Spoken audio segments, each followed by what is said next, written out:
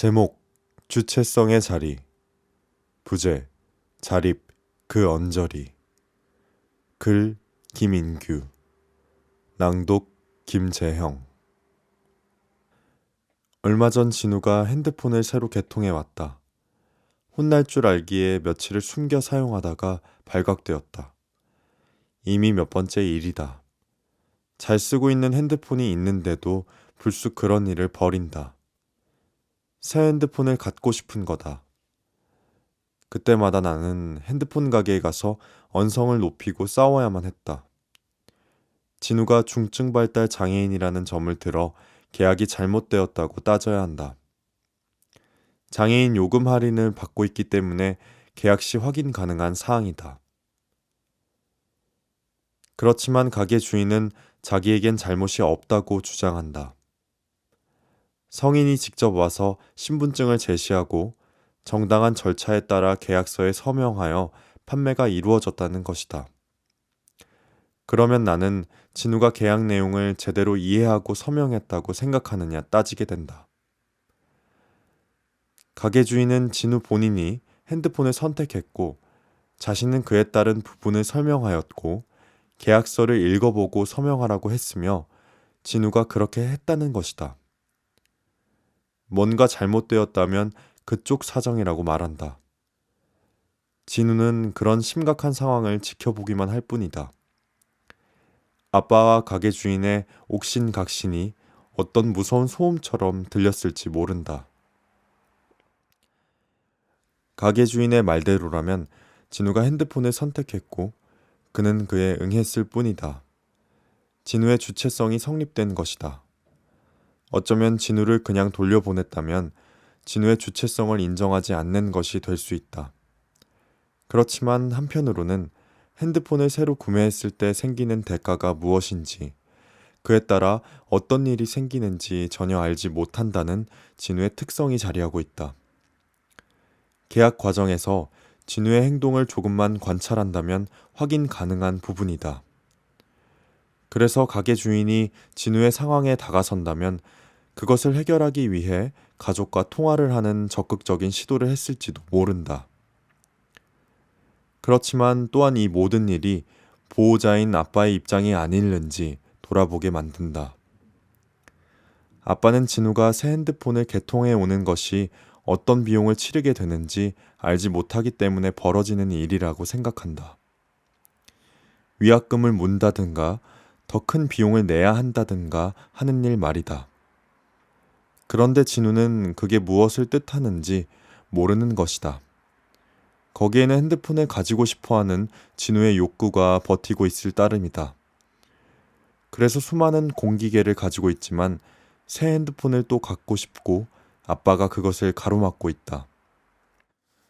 진우가 기차 여행하는 것을 부러워하는 또래 친구가 있다. 길에서 만나면 나도 같이 기차 타고 싶어요 라고 한다. 진우보다 사리 분별을 잘해 혼자도 충분히 기차 여행이 가능한 친구다. 올해 23살이다. 나는 하고 싶으면 해 라고 말했다가 급히 그 말을 거둬들이고 먼저 부모님의 허락을 받아야 한다고 했다. 발달장애인인 그가 스스로 행동하는 것을 내가 성급히 조장할 수는 없는 것이다. 부모님이 허락하지 않는다기에 내가 직접 그들을 만나 권해보았지만 걱정하며 망설인다. 더는 권할 수 없다는 것을 느낀다. 거기에는 감당해야 할 것이 있고 책임이 따른다. 아마 그 모든 것이 나의 몫이 될 것이다. 진우를 혼자 내보낼 때도 그런 생각을 하지 않는 것은 아니지만 그게 진우의 주체성을 보장하는 일이라고 여겼기에 가능했다. 진우 혼자 대처하기 어려운 만일의 사태를 우려한다면 선택할 수 없는 일이었다. 지역에 발달장애인 가족이 있다. 엄마, 딸, 아들. 이렇게 셋이 함께 산다. 아들은 장애가 약간 심한 상황이지만 엄마와 딸은 그리 심하지 않다. 그래서 다른 돌봄 없이 셋이서 살아가고 있다. 종종 거리에서 마주치는데 같이 장도 보고 영화도 보러 다니고 때로는 나무를 캐러 다니기도 했다. 아들은 장애인 보호 작업장에 나가며 직업훈련을 하기도 했다. 그런데 언제부턴가 그들이 거리에서 보이지 않았다. 최근 지역에 주간 보호기관이 생기면서 그곳에 들어갔다고 한다. 기관 측에서 입소를 권했고 거기에 응했다는 것이다. 그리고 본인들이 무척 만족스러워한다고 했다. 무언가 소일거리를 찾아 늘 방황을 하다가 한 곳에 정착하여 제공되는 프로그램으로 소일하게 되니 만족스러울 것이라 생각되었다. 아마도 그럴 것이다. 그런데 나에게는 그게 그리 좋아 보이지만은 않았다. 그들이 거리를 활보하고 다니던 때가 오히려 더 나아 보이는 것이다. 값어치가 있고 없고를 떠나서 하루하루 무언가 할 거리를 찾아서 스스로 해내고 아들은 보호작업장에서 직업훈련도 하며 비장애인 공간 안에서 그렇게 독립적으로 살아가던 모습 말이다.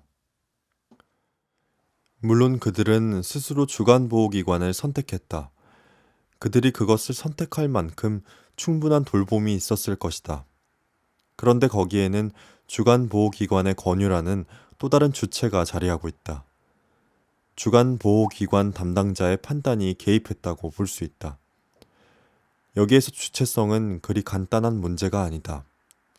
이와 같이 발달장애인의 판단과 결정은 비장애 영역과 마주하는 접점에서 벌어지기 때문이다. 발달장애인의 주체성은 그것이 확장되거나 축소된다고 할 때 단지 결정하는 행위에 있기보다는 결정작용의 어떤 지점에 있다. 그리고 그 상호작용 속에서 늘 비장애 영역의 의지가 크게 작용할 수밖에 없다. 그것은 기울어진 운동장인데 그렇다고 발달장애인 당사자에게 결정권을 준다고 해결되는 것은 아니다. 돌봄 혹은 배려, 그리고 그 주체성 사이에는 늘 어떤 긴장 관계가 놓여 있다.